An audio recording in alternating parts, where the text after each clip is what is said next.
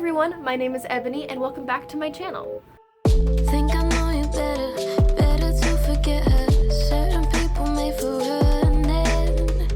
Think I need you more than let you know I'm bored and tell me this means more than nothing. So today we are going to be doing my winter TBR. So a couple weeks ago I actually posted my year-long TBR, 21 books to read in 2021.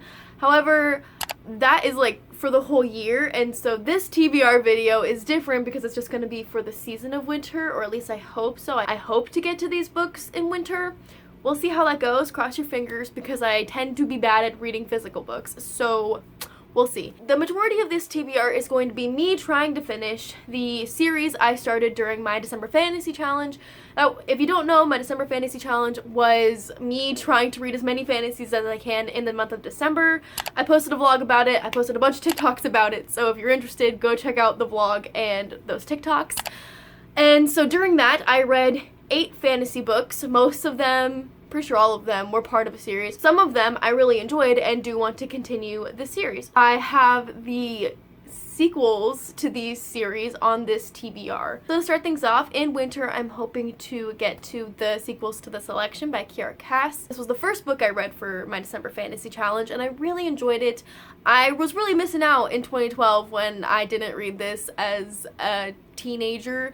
I really should have. I don't know what I was doing. But I think that this book walks the line of fantasy and dystopian and just like a tad contemporary really well, and I think because it sort of feels like a contemporary, that's why I really enjoy the book. So this book takes place in a dystopian America where they're actually ruled by a monarchy, and so when the prince is old enough to marry, they have this thing called The Selection where women around the country area can send in like applications of sorts to be part of the selection, and then they choose 35 girls who all live in the palace, and the prince gets to know them and has to select one of them to be his wife. And so the main character, America, enters the selection because her parents and her secret lover want her to, because if you enter the selection, it's really good for you and your family financially. So she enters the selection not thinking that she will be selected, but then she is, and so she has to go live in the palace, and she doesn't want to be chosen. Like, she doesn't want to be queen, she doesn't want to marry the prince, she doesn't want to rule, she doesn't want power. So instead of trying to win the prince over, she instead just builds a friendship with the prince, and that's it. Or is it? So I really enjoyed this book, and I really am excited to read the sequels. I am for sure going to be reading the 2 other books in the trilogy. I don't know if I'll read the spin-off books. I guess it kind of depends on how I feel after I finish the trilogy and if I really want to continue. I've heard that the spin-off books aren't as good, so I don't know if I would waste my time. I don't know. We'll see how I feel when I get there. But I think I'm going to have to read the other 2 books on audiobook because I don't have the other 2 books, and I know that they're available on audio, so I'll probably read them that way. Next on this list, I have the Dyer series. I'm only going to hold up one because holding up both is going to kind of be a lot. I do have all 3 books in this series. I don't have the first one here because I took it home to clear space on my shelf since I know I won't be reading it. But I have the other 2 because I still need to read them. So again, I read the first book during my December Fantasy Challenge, really enjoyed it. That one was actually a reread because I had read the first book in high school and I just like never continued with the series, even though I had the other 2 books. Like, I had all 3 books, having only read the first one. And I don't know, I just never continued it. When I decided to do this December Fantasy Challenge, I wanted to put Dyer on here because I want to continue the series. So I reread the first book during December, and so now I have to continue with the trilogy. I know there are some spin-off books about Noah. I don't know if I will read those.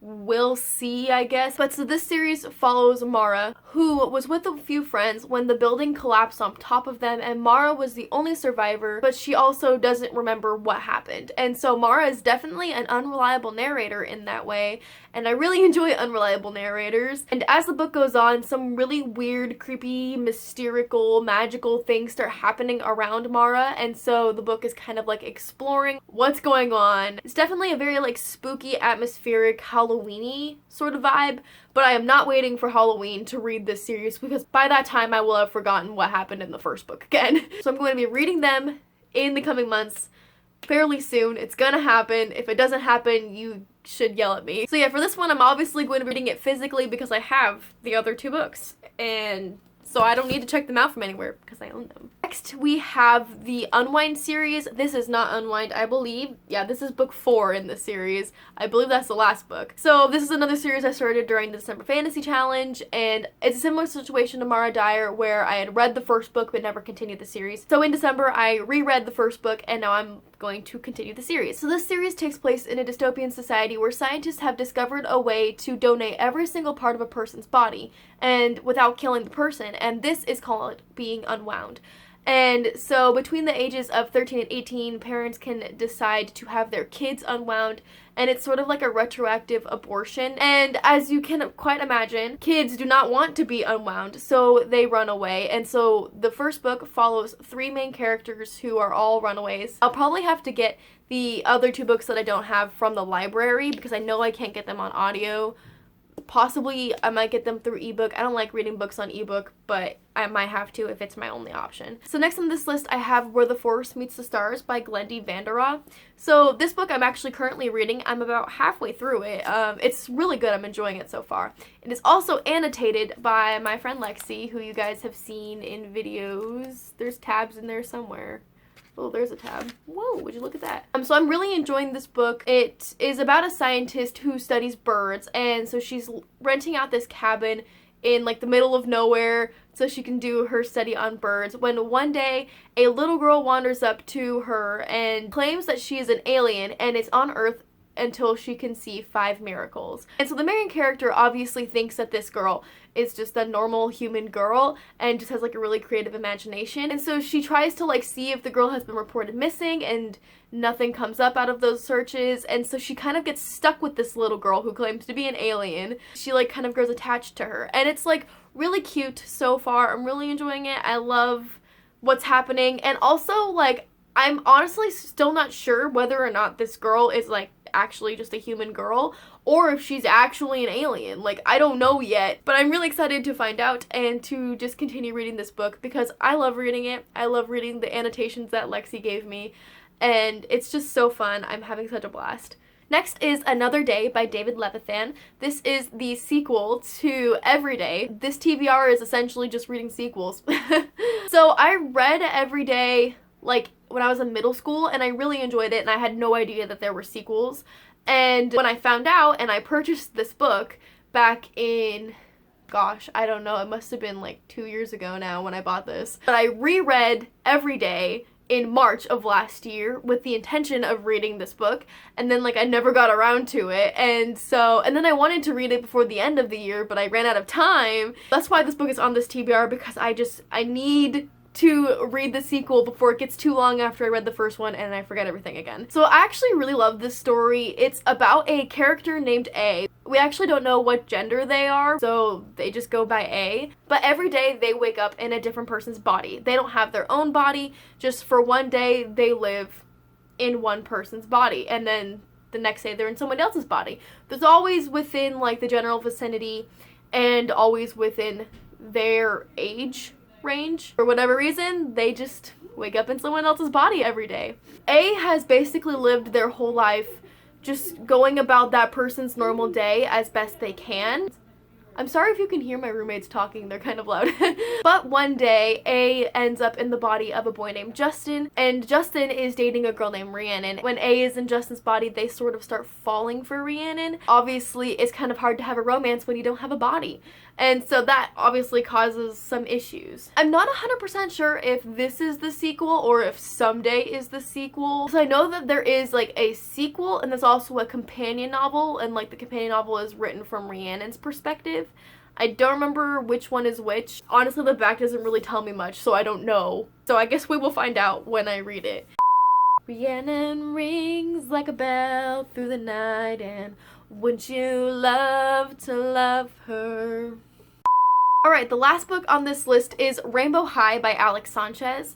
So this is a similar situation to Another Day. I've read the first book in this series way back in like middle school, and I have that book. And then I'd always meant to reread it, especially when I found out that there were sequels. And then last year at a library sale, I found this book and I was like, yes, it's the sequel to the book I have.